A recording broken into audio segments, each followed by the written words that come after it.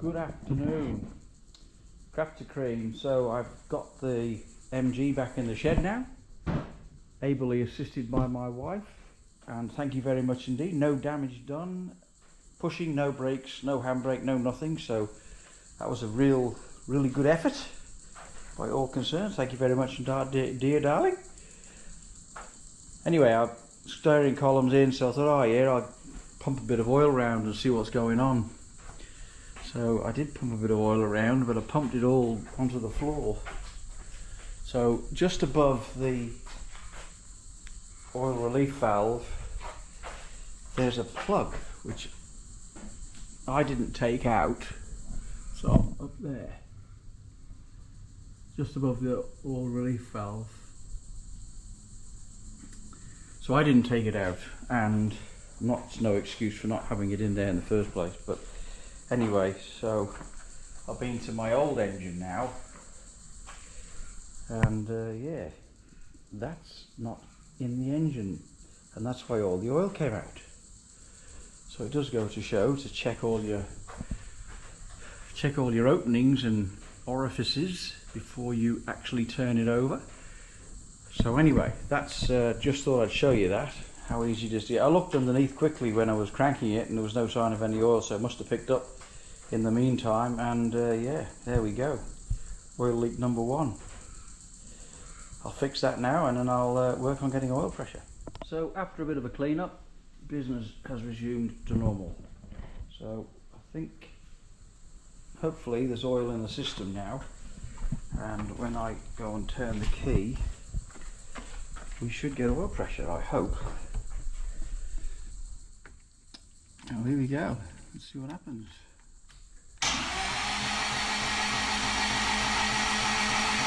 Oh, look at that. Oh yes. Bang on the money. Perfect. I'll just have a quick look for any more oil leaks.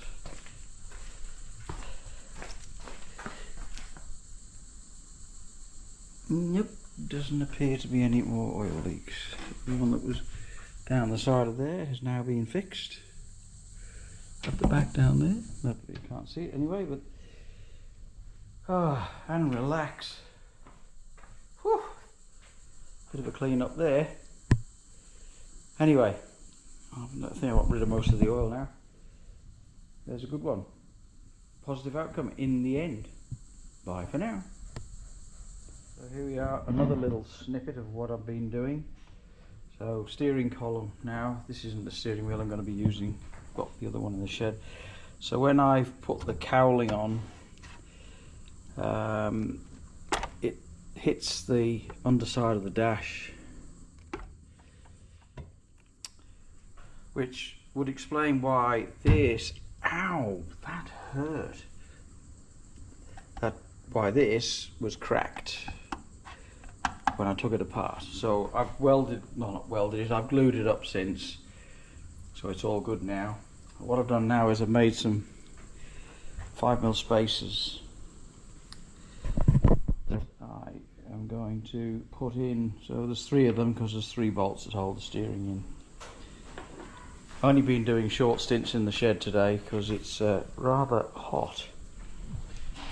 So the outside temperature is 39 degrees C today, and as you can see, my little thermometer on the wall there, 42.9 degrees C. So nearly 43 degrees C in the shed. I've turned the fan off because it creates a bit too much noise to have it on while I'm filming.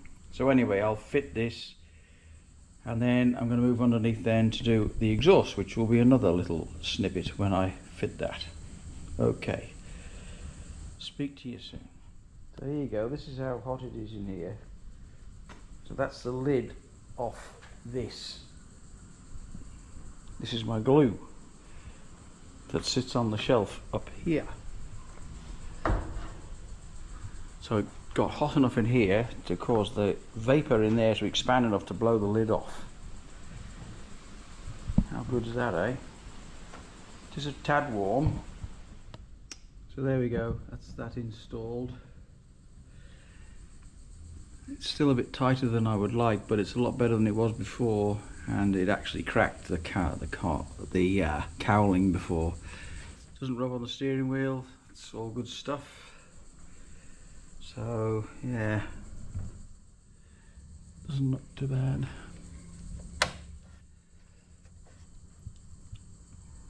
Could do with coming down a bit, but anyway, it is what it is now. So it's all done. The wires are all good.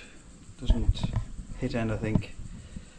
So yeah, onto the exhaust. Everything's not hot enough. So here we are. Good afternoon, day 2.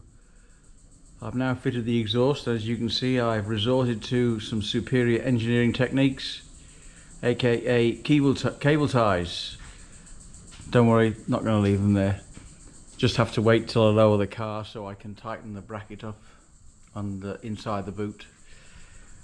So the exhaust did have a bit of a habit to move over to the right towards the fuel tank.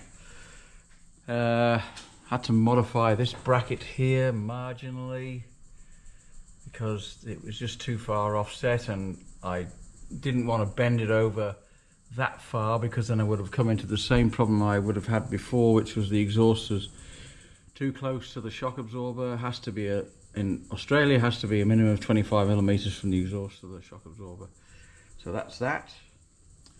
I found something now that is actually lower than the AFR sensor, which could be the exhaust bracket. So yeah, all sorted now, the exhaust.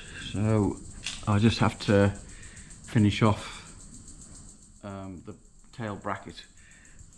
Now really I'll let this video go now. So there's the fuel connections for the fuel pump. So now I've got oil pressure, I'll hook those two up together, make them good, and then yeah, I'm going to put the carpet in next, and then when I've done the carpet, I'll be able to put the center console in and make up the rest of the gauges so that they all work when I come to turn the ignition key to start. It's a bit warm in the shed again today. I'm not staying here too long. It's like, yeah, 42 today. It was 44 and whatever it was. I think it's 44 or 43 yesterday. So yeah, it's pretty hot in here. Alright, I'll get the fan back on and then I'll finish off doing whatever I'm doing underneath, and I'll lower it and then get ready to do the carpets. So yeah, a bit more interesting this one with the oil leak and everything, but hopefully all fixed now. I'll speak to you soon. Bye for now.